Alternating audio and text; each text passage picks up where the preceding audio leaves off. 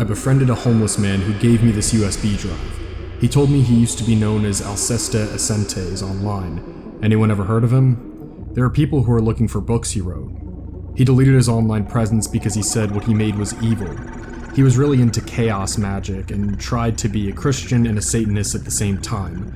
Now he's devoted himself entirely to Gnostic Christianity, Hermetic Order of the Golden Dawn magic, and Martinism.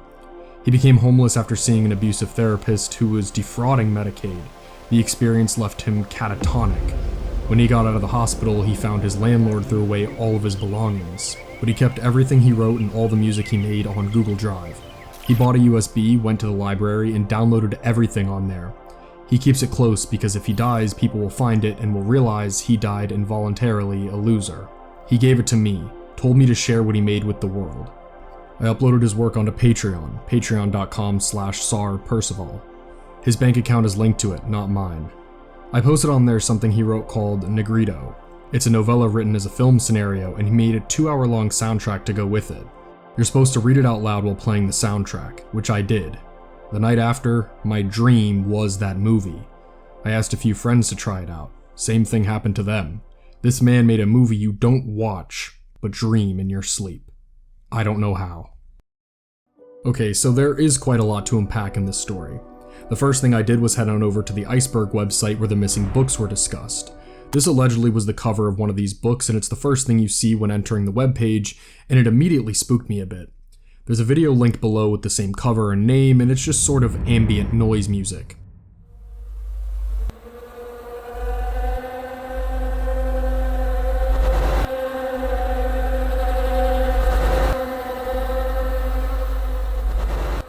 There is a mega file as well, and upon downloading it, I received an entire album with pictures to go along with each song.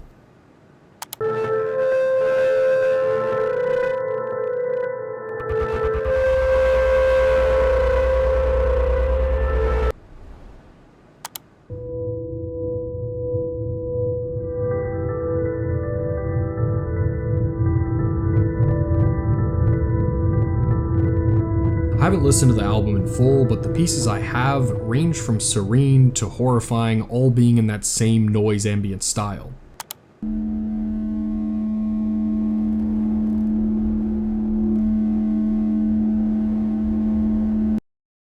The site also has a link to the Goodreads page for the book, but unfortunately it's been 404'd, making this lost media more lost than I initially thought.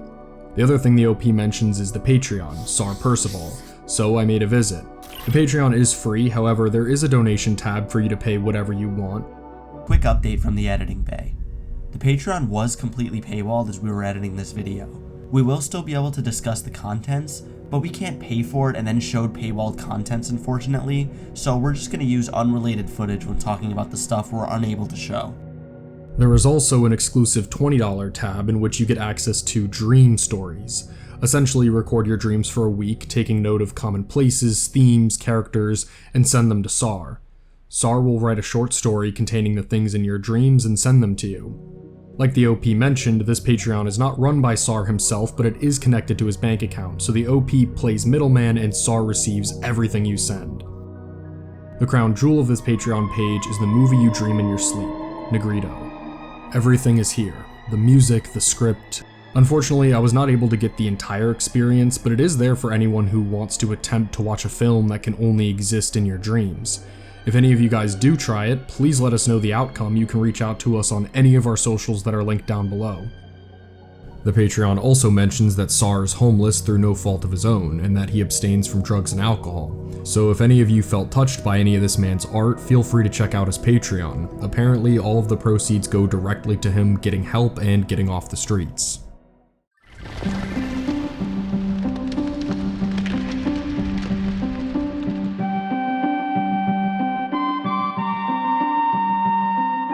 In 2012, Mountain Dew had a really cool contest going on with the release of their new green apple flavored soda. The company partnered with Villa Italian Kitchen restaurants on this new exclusive flavor and decided to let the people decide what they wanted the drink to be called. The contest came to be known as Dub the Dew, and a website was created to allow people to begin voting. Unfortunately for Mountain Dew, they underestimated the vile minds of the internet, and the contest was quickly hijacked by none other than 4chan. Only days after the contest went live, a 4chan post appeared urging the denizens of B to vote for one of two variations of a similar name. The first, in true 4chan fashion, was Hitler did nothing wrong, and the other, which was actually funny and creative, was Gushing Granny. This played off of the fact that the drink was supposed to taste like Granny Smith apples. Both of these titles, of course, rose to the surface of the top 10 list, much to the chagrin of Mountain Dew. The website was hacked as well, displaying some horrible political jokes, a rickroll, and a pop-up that said, "La 9gag our legion." It seemed everything for this once wholesome contest was lost, until an unexpected challenger rose to the forefront in an attempt to beat back the vile 4chan villains.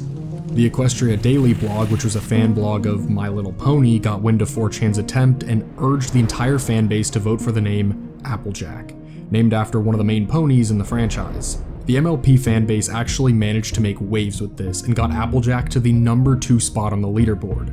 Their dreams were quickly shattered when 4chan doubled down and knocked Applejack off of the top 10 list entirely. The entire ad campaign was a total disaster, with blogs and news outlets reporting on the insanity that ensued. Just days after the event went live, Mountain Dew pulled the plug. Mountain Dew themselves actually went to Twitter and declared that they lost to the internet and that they were helping clean up the mess.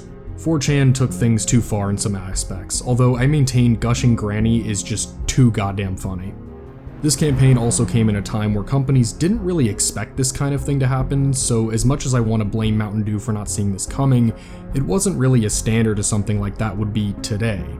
This wasn't the first, and it certainly won't be the last of 4chan's mob-driven pranks.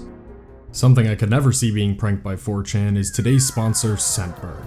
Scentbird is a fragrance subscription service where you can get high-quality scents, whether that be perfumes or colognes, for a fraction of the price of normal department stores. Due to their try-it-out subscription model, you can rock designer scents for only a couple bones a month. That way you can try out scents before committing yourself to a pricey bottle of the stuff. Scentbird has a wide variety of fragrances, boasting over 900 scents. Not only do they have designer brands like Versace and Gucci, but you can also find niche scents. There really is a fragrance for everyone. If you aren't even sure where to start, Scentbird also has that covered. Before you even start to explore their shop, you can take a personalized scent profile quiz. Answer questions about fragrances you like and they'll match you to something perfect for you. For only $16.95 a month, you get one perfume or cologne of your choice, and depending on how often you use it, you should get about a month and a half use, so it's perfect for finding and exploring new scents. Scentbird was kind enough to send over a couple of colognes for Jiff and I to try out.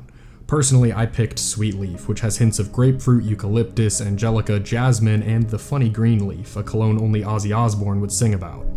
The other one we picked up was inspired by Robert Eggers' Nosferatu, with gothic hints of petrichor, lilac, violet absolute, and ambergris. Now listen, it's alright if you're curious to get started but don't know how to apply a cologne or perfume. Uncle Sep's here to show you how to do it right. For me personally, there's 2 ways, but there's plenty of ways to apply it anyway. The first one is spraying one on your wrist and rubbing it on your other wrist and transferring it to your neck. That way it's not overpowering and is in the key spots. The next technique I've been using for months is one direct spray to one side of your neck. Don't rub it in, just one spray. The lack of rubbing it in makes sure it's potent enough to last all day, and the one spray makes sure you aren't smelling up the entire place with your brand new Nosferatu cologne. Scan the QR code or use code Debunk to get 55% off your first month at Scentbird. You can get your first fragrance for just $8, and the next month will only be $16.95.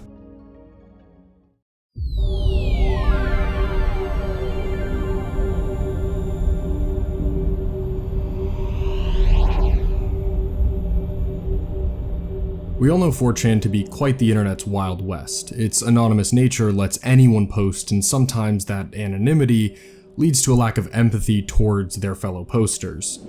This post here details a horrific experiment that no one should ever attempt and a couple of people who fell for it. Just as a reminder, do not try this at home. You will see why, but please don't. I know this is not video related, but you have to try this. Go to your kitchen and find a nice metal spoon. Teaspoons work too, but normal ones are better. Grab yourself a lighter, the bigger the flame, the better. Get some duct tape and wrap it around the handle, about 4 to 6 layers. Start heating up the spoon with the lighter. Make it really hot. Holding it just above the flame for about 2 minutes should work. Go to a faucet and turn on cold water at full force. Hold the spoon directly under the faucet. Shit massive bricks. Post results. Holy you insane asshole. I thought, hey, what could go wrong? And tried that shit. At first it steamed in my face like crazy, and then the spoon started ticking and split into 3 parts, one shooting through a plate, one through a cut, and the last you barely missed me. OP, why? I covered my face expecting steam. My hands are bleeding so much it f***ing hurts. F*** you, OP. No one can do this. Extreme cooling causes metal to burst. Of course, I'm not able to show the aftermath, but the pictures shown are terrifying. A man with a bandage over his eye and pictures of hands that were sliced open as a result of this quote-unquote experiment. This reminds me a lot of the time an OP posted a tutorial on how to grow crystals by yourself, and the entire post was bait and actually contained a recipe for mustard gas. It's terrifying to think that some people on the site can just post anything like this and not be held accountable. However, as the old saying goes, never trust anything you see on the internet.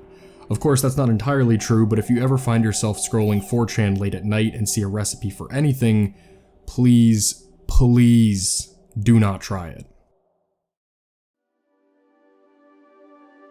There used to be so much. GeoCities, AngelFire, Lycos, Tripod, Free Thought Nation, Totes, etc. All gone, just small pieces archived, and even some of those are gone. Anybody remember Temple of the Screaming Electron? Hell, even JoeRogan.net was raw. Let's raise the dead and discuss how the internet used to be. This new internet is so clean and controlled. I love seeing posts like this out in the wild. There used to be a special type of allure towards browsing the internet, and never quite knowing what you were going to discover. Of course, it is a bit of nostalgia bait, however, the love, creativity, passion, and excitement towards it has seemed to dry up. This is the perfect post to shamelessly mention that we have an entire series about this subject, so if this post raised any nostalgia alarms or fascinated you enough to learn more, please check out our old internet series where we explore the depths of the old internet and attempt to figure out what happened and what made that era feel so special.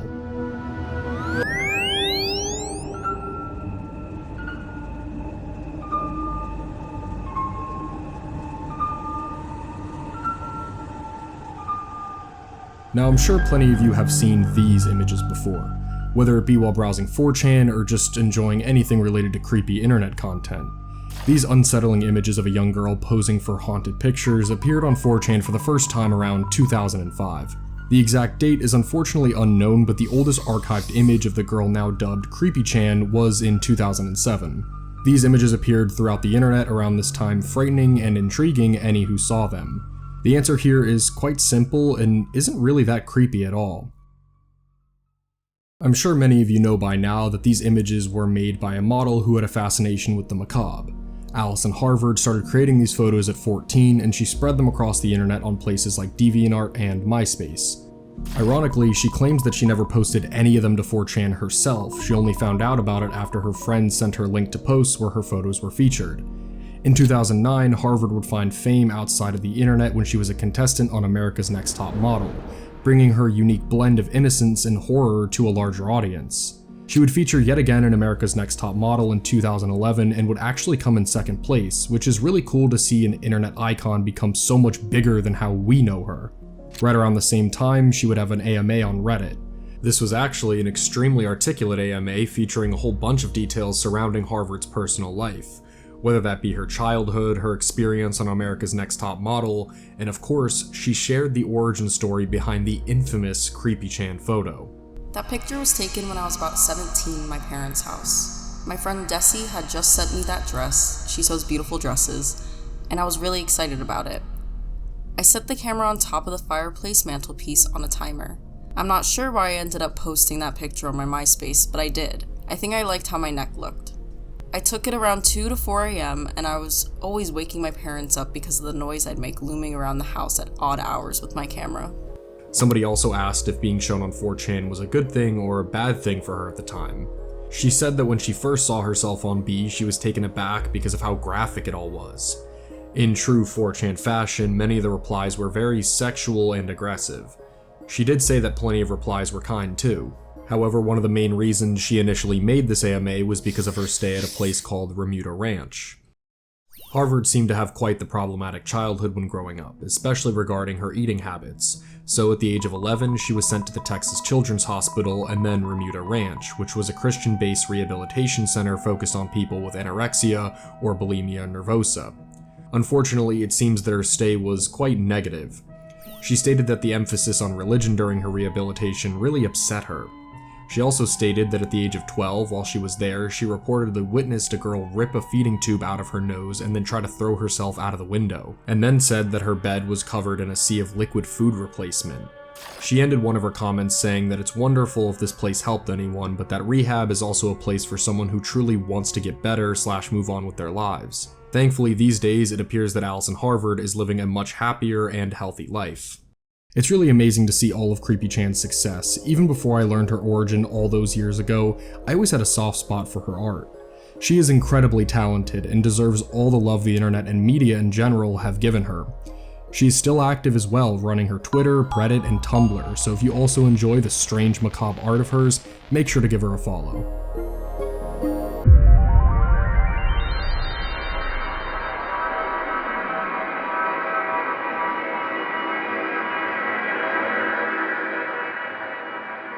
Recently, there has been a lot of buzz online and on 4chan about this declassified CIA document confirming the existence of the legendary Ark of the Covenant.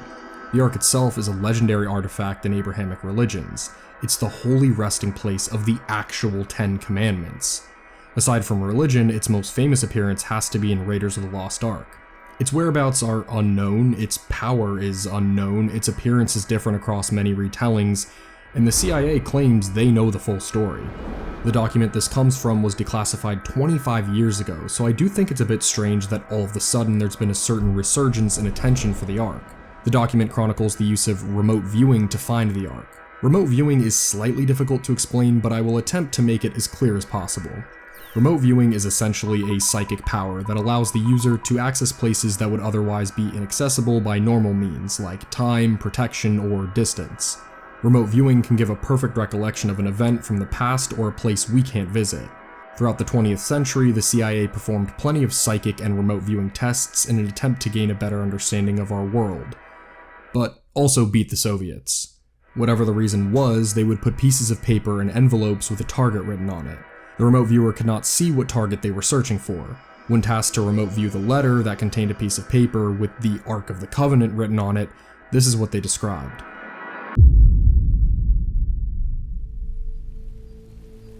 Target is a container. This container has another container inside of it. The container is fashioned of wood, gold, and silver. The target is similar in shape to AOL, a coffin, and is decorated with seraphim. This target is located somewhere in the Middle East, as the language spoken by individuals present seemed to be Arabic. Visuals of surrounding buildings indicated the presence of mosque domes. Individuals in the area were clothed in virtually all white, had black hair and dark eyes. One figure I homed in on wore a mustache. The target is hidden. Underground, dark and wet were all aspects of the location of the target. The purpose of the target is to bring a people together. It has something to do with ceremony, memory, homage, the resurrection. There is an aspect of spirituality, information, lessons, and historical knowledge far beyond what we know now. The target is protected by entities, and can only be opened by those who are authorized to do so. This container will not / cannot be opened until the time is deemed correct. Once it is time to open the container, the mechanics of the lock system will be found to be fairly simple. Individuals opening the container by prying or striking are destroyed by the container's protectors through the use of a power unknown to us. It's difficult to say much about this in general. It seems to correlate pretty well with the lore of the Ark, but as for debunking or digging deeper, it unfortunately just ends here. I think it's pretty safe to say the CIA does not have access to the Ark of the Covenant. As for right now, the legendary Ark of the Covenant is still missing, with people all over the world accepting or denying its very existence. One day, if we are able to locate the resting place of the 10 Commandments, I just hope it isn't guarded by snakes. I hate snakes.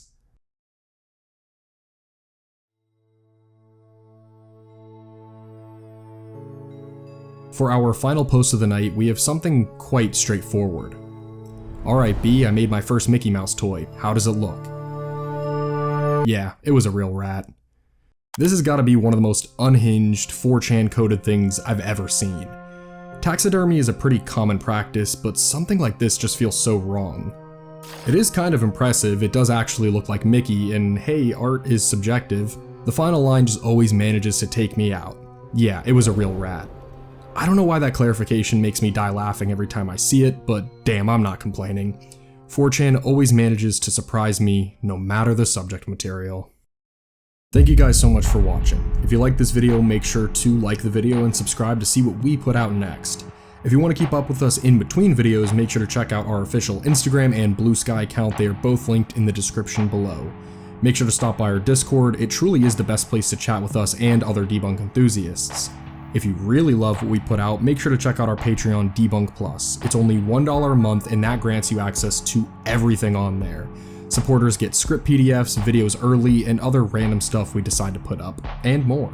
Don't forget to check out today's sponsor, Scentbird. Scan the QR code or use code DEBUNK to get 55% off your first month at Scentbird. You can get your first fragrance for just $8 and the next month will only be $16.95. As always, my name is Sep from Debunk File. See you guys next time. Bye.